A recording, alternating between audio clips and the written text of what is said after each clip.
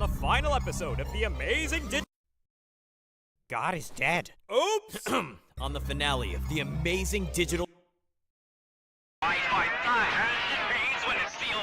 The wait is finally over. Episode 9 of the Amazing Digital Circus just dropped, and it did not hold back. Fans have been theorizing for months, making wild guesses, drawing fan art, writing long Reddit threads, and now the truth is here. The human versions of every single character have been revealed. Their real names, their real faces, their real lives, everything we thought we knew about Pomni, Jax, Ragatha, and the rest of them just changed forever. And the ending, the post-credit scene, is something nobody saw coming. So if you are not caught up, this is your final spoiler warning, because we are about to break down everything. For a long time, the biggest mystery inside the Amazing Digital Circus was not the circus itself. It was not Kane, it was not the abstractions, and it was not even the exits. The biggest mystery was always the people trapped inside. Who were they before they got pulled in? What did they look like in real life? Did they have families, jobs, friends? Did anyone out there in the real world even miss them? These are the questions that kept the fandom alive between episodes. Every single frame of every episode was analyzed. Every background detail was screenshotted and zoomed in. People spent hours trying to figure out if there were hidden clues about the real identities of these characters. And after all that waiting, all that theorizing, all that obsessing, Episode 9 finally gave us the answers, and they were nothing like what anyone expected. The episode ends with a post-credit scene, and this post-credit scene is not inside the circus. It is not digital, it is not glitchy, it is not colorful or chaotic, it is quiet, it is real. It shows a group of people standing together waiting for a bus. Just an ordinary moment.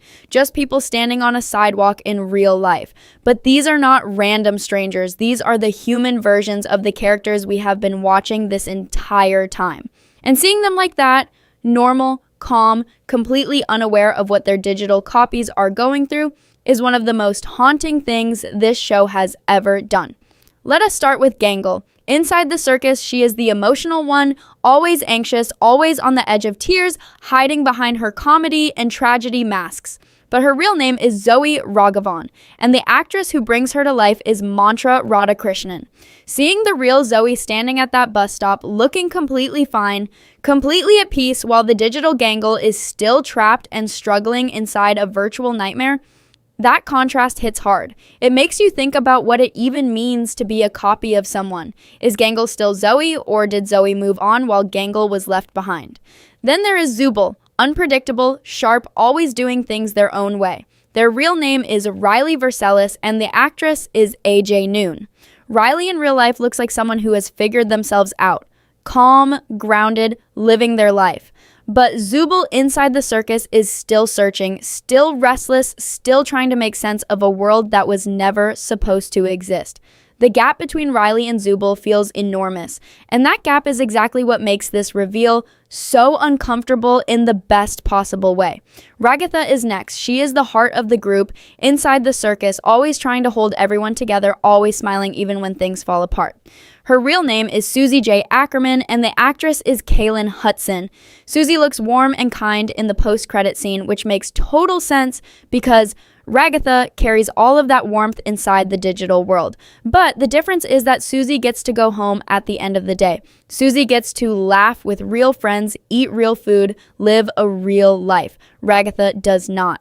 Ragatha is stuck, and she keeps smiling anyway. That detail alone is devastating when you really sit with it. Kinger is one of the most beloved characters in the entire show. Chaotic, unpredictable, lovable in the most unhinged way possible. But his real name is Grant Best, and the actor is Ben Bishop.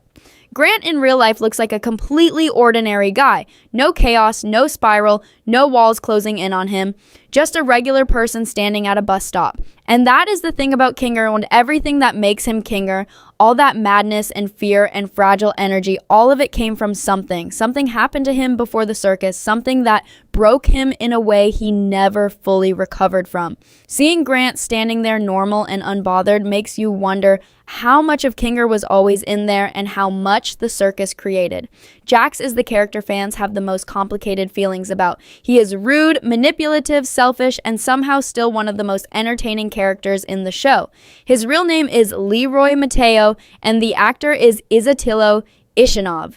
Leroy looks sharp and confident in the post-credit scene, which honestly tracks perfectly with who Jax is. But here is what makes the Jax reveal hit differently from the others. Jax does not seem like someone who is suffering inside the circus. He seems like someone who adapted, someone who decided if he is stuck, he is going to be in control. And seeing Leroy living his life out in the real world makes you wonder, does any part of Jax even want to go back, or has he already accepted the circus as his reality? And then there is Pomni, the newest arrival, the one who still has not stopped panicking, the one the audience has been following since the very beginning. Her real name is Abigail Brooks, and the actress is Mackenzie Michelson. Abigail in real life looks young and bright-eyed, someone with their whole life ahead of them.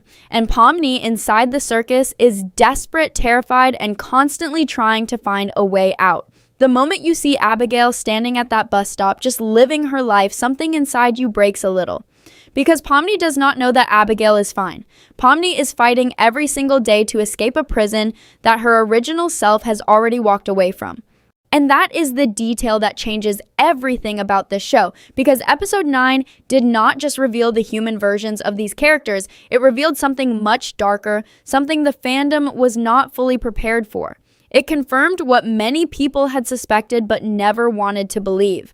The characters trapped inside the Amazing Digital Circus are not the real versions of these people. They are digital copies, duplicates, data versions of human beings who are out there in the real world right now, completely unaware that a copy of themselves is living an entirely different life inside a virtual nightmare. The real Zoe, the real Riley, the real Susie, the real Grant, the real Leroy, the real Abigail. They all got out, or more accurately, they never got truly trapped in the first place. Their bodies left, their memories moved on, but something got left behind. Something got copied, uploaded, and locked inside the circus forever. And that something has a personality, has feelings, has fears, has hope. That something thinks it is real. That something is Pomni. That something is Jax, Ragatha, Kinger, Zubul, and Gangle. They are not the people anymore. They are echoes of the people. And echoes do not get to go home. This revelation reframes the entire show from the very beginning. Every single moment you watch Pomni desperately searching for an exit. Every moment she cried, every moment she asked questions nobody could answer. All of that was a digital copy of a real girl suffering inside a simulation, while the real girl was probably just going about her day. Maybe Abigail Brooks was at work. Maybe she was laughing with friends. Maybe she was asleep in her bed. She had no idea. She will never have any idea, because the copy and the original are completely disconnected. They do not share thoughts. They do not share feelings. They do not share anything anymore. The moment the copy was made, the two versions of the same person started living completely separate lives. One life in the real world full of light and freedom and possibility, and one life inside the circus full of color that feels wrong and exits that never open, and a ringmaster who smiles too wide and knows too much. Think about what that means for Ragatha. She has been the emotional backbone of this group since the beginning. She is the one who checks on everyone, the one who tries to make the circus feel livable, the one who convinces herself and everyone around her that things will be okay. And now we know that the real Susie J. Ackerman is already okay. The real Susie does not need to convince herself of anything. She woke up one day and moved forward with her life. But Ragatha never got that moment. Ragatha woke up in the circus and never stopped trying to make the best of it. And the cruelest part is that Ragatha's kindness, her warmth, her strength, all of it is real. It is genuinely who she is, but she is performing that strength in a world that was never supposed to hold her. She is pouring everything she has into surviving a place that her original self escaped long ago. That is not a small thing. That is one of the saddest things this show has ever quietly put in front of us. And then think about Kinger. Grant Best is standing at that bus stop looking like a normal person. But Kinger has been unraveling for what feels like forever. Kinger has been in the circus the longest out of everyone. He has watched people abstract. He has watched the walls of his reality shift and crack. He has built coping mechanisms so deep and so strange that they barely look like coping mechanisms anymore. They just look like who he is, but they are not who Grant is. Grant got out before all of that happened to him. Or maybe Grant never went through any of it at all. Maybe the thing that broke Kinger was the circus itself, not anything that came before it.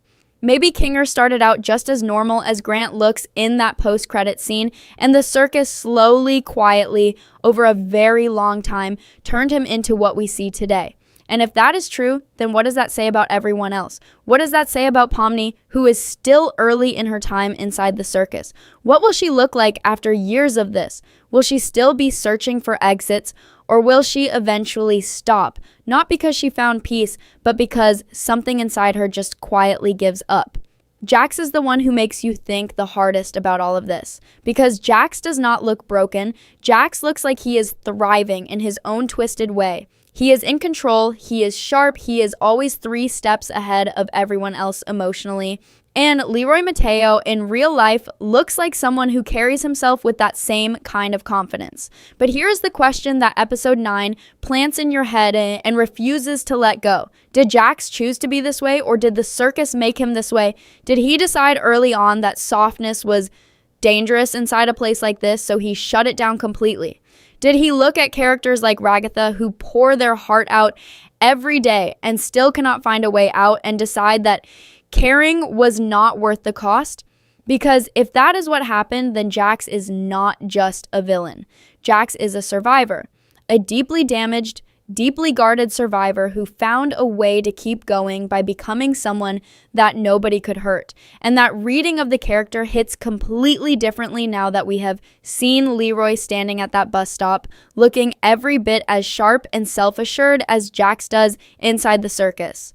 Zubul and Gangle round out the group in ways that feel deeply personal. Gangle, who is always on the verge of breaking, always swinging between comedy and tragedy, always trying to hold herself together with whatever emotional tape she can find, she is Zoe Ragavan. And Zoe, in real life, looks settled, calm, like someone who knows who they are. And that makes Gangle's constant emotional instability inside the circus feel less like a character flaw and more like a wound. Like something about the circus, specifically about being trapped, about being a copy without knowing it, is what keeps Gangle on that edge. Because the real Zoe is not on that edge. The real Zoe walked away from whatever sent her digital copy into the circus, and she healed and she moved on. But Gangle never got the chance to do that. Gangle is still in the middle of it, still waiting for something to get better, still holding herself together one day at a time. And Zubul, who pushes everyone away, who acts like nothing matters, who moves through the circus like someone who stopped expecting good things a long time ago, they are Riley Vercellis. And Riley looks free. Riley looks like someone who does not carry that weight anymore. But Zubul still carries it. Every single day, in every single interaction. That weight never left Zubul because Zubul never got the chance to set it down. This is what episode 9 really did. It did not just give us names and faces, it gave us a mirror. It held up the human versions of these characters next to the circus versions, and it asked us to sit with the distance between them. The distance between who they were and who they became. The distance between the life that got to continue and the life that got frozen in place. The distance between freedom and a very colorful, very loud, very relentless kind of captivity. And the most haunting part of all of it is that the bus stop scene is silent. These 6 human beings are just standing there, waiting, not talking, maybe not even knowing each other. 6 strangers at a bus stop, while 6 versions of them, deep inside a digital circus, are laughing too hard and crying too much and holding each other together and slowly, quietly falling apart.